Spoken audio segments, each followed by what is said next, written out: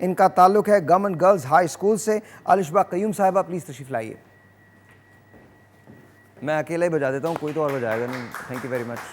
کل سے تالیاں وہاں بجیں گی. السلام علیکم. وعلیکم السلام. کیسی ہیں آپ الشبا؟ جی میں ٹھیک ہوں, آپ ٹھیک ہیں؟ میں بالکل ٹھیک ہوں. آپ ہائی اسکول میں ہیں؟ جی. کون سے کلاس میں؟ میٹرک کے اندر. اور بڑے ہو کے کیا بنیں گی؟ میں اینکر بننا چاہتی ہوں. Very nice. تو پھر تو یہ تو آپ کی جگہ ہے, پھر تو یور ہوم. لگائیے جی, 2.5 منٹ لگا دیجیے. 2.5 منٹ آپ کے سامنے ہیں, دیکھتی رہیے گا اس کو. ٹھیک 2.5 منٹ کے بعد آپ کو ایک بزر ساؤنڈ کرے گا, اس کے 20 سیکنڈ کے اندر آپ کو ختم کرنی ہے.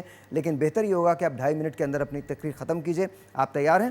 جی. اور جی موضوع ہے لاک ڈاؤن. ملاحظہ کیجیے. صدر علی وقار, میری آج کی تقریر کا عنوان ہے لاک ڈاؤن. صدر علی وقار, یاد کیجیے اس وقت کو کہ جب ہماری آنکھیں صبح سورج کی چمکنے پر کھلتی تھیں. ہماری آنکھیں صبح چڑیوں کی چہچہاہٹ پر کھلتی تھیں. بچے حصول علم کے لیے اسکول جاتے تھے.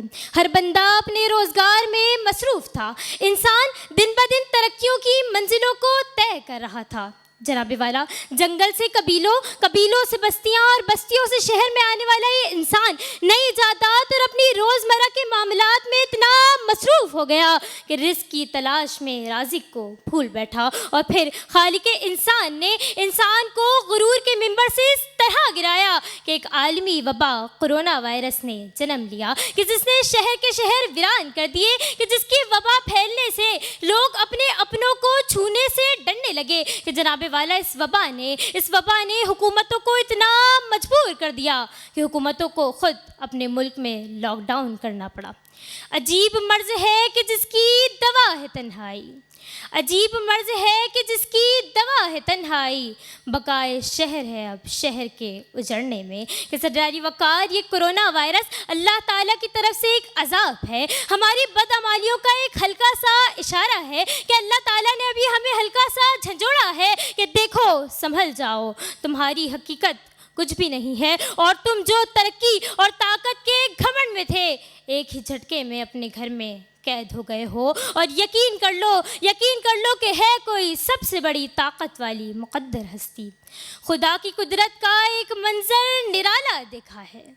خدا کی قدرت کا ایک منظر نرالا دیکھا ہے.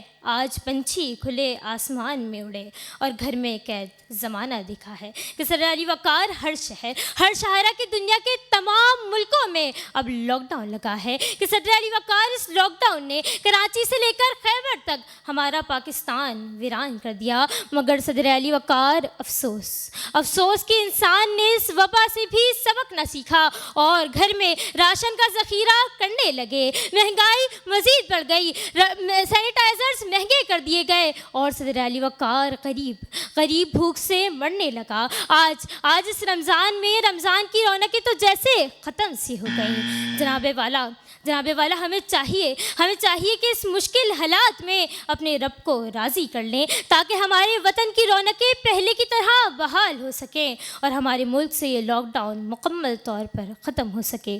شکریہ.